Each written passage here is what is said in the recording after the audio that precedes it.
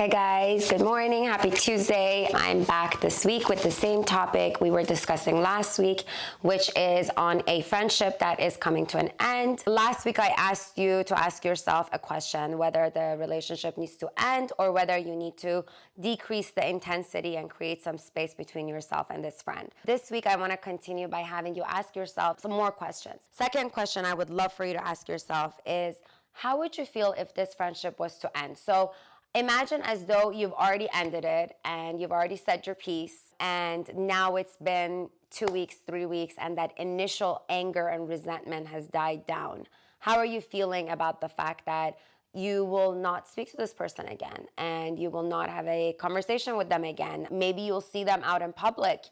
What are you going to do when you see them out in public after this conversation and this way of ending the friendship? Are you going to feel okay? Are you going to feel good about it? What I'm trying to say is that make sure you are kind of looking ahead and foreseeing the results of this relationship ending and seeing how you're going to feel after a couple of weeks, after a month, after 2 months, when the stress and anxiety has kind of fizzled out. Next question is, when ending this friendship, what are you hoping to create some space for? So anytime we are ending a friendship, a relationship, we're cutting away from a certain position, we're leaving our job, there's something that we want to replace it with subconsciously. So ask yourself, what is it that I'm trying to create space for? Is it that I'm trying to create space for maybe a new friend, a friend that I haven't met yet but I would like to have? Or is it that I am craving more personal space because I want to have more self-care time and more me time? Or is it that you want to have more time because you want to maybe go for a jog, for a walk? Maybe you want to focus more on your personal exercise routine. What is it? What is it that you're making more time for?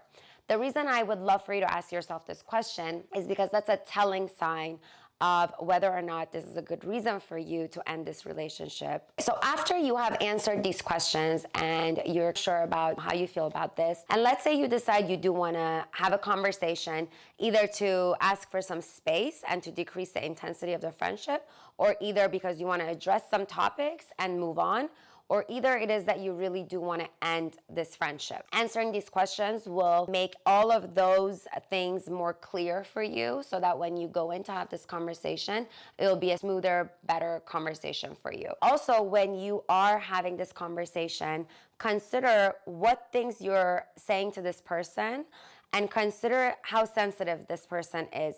It's important for you to share your feelings. It's important for you to say your piece about this.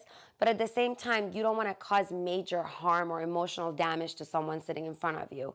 So do consider how what you're about to say will affect this person, especially because you do know this person. We're talking about a deep relationship here, a deep friendship. So because you do know this person and because you do know what hurts them or has hurt them in the past, really try to take that into account, because that's when we can actually really hurt someone. When we know them really well, we know what to say, and we can really hit below the belt. There's really no reason for us to hit below the belt. We just want to make sure we kind of get our 2 cents out and open, and we go about our lives and allow this person to go about their lives. But you don't want to cause someone that much hurt and damage. So be really cautious of that. And the reason I'm saying this is not just because of the other person, is because 99% of the times, you're the one that ends up feeling bad about yourself.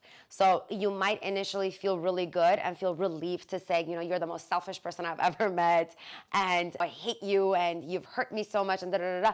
But after it comes out and you go home, you sit down, you're like, oh, why did I just say that? That was so childish.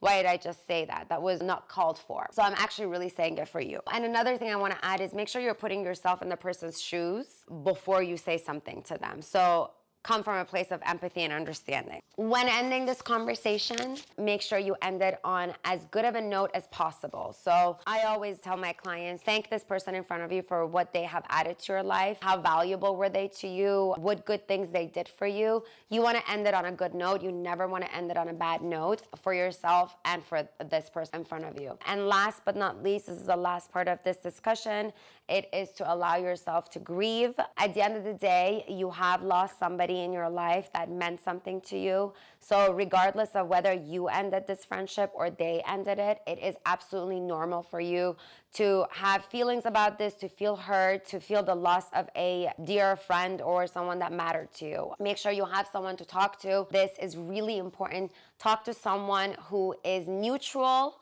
not a mutual friend. A mutual friend will go most likely and take what you said back to this other friend, and it will just be a cycle of drama. So cut it right there. Don't go and talk to someone that is a mutual friend between you guys.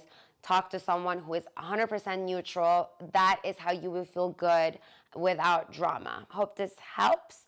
And I'm sorry if you've lost a friend. It's definitely not a good feeling. It is one that causes a lot of pain and emotional sadness. I personally, as I shared in the beginning of the video, have a very hard time letting go of friends, to the point where I have taken back someone in my life that was very toxic for me multiple times since I was super young. And it got to a place where I had to learn the hard way that sometimes it really is to your benefit to let someone go. And sometimes it's to your benefit to take space from someone. I've experienced both ways, and I can tell you both are hard, but unfortunately, these are really things that as adults, all of us experience at some point in our life. Don't feel alone. Thanks for listening. I'll see you guys next Tuesday.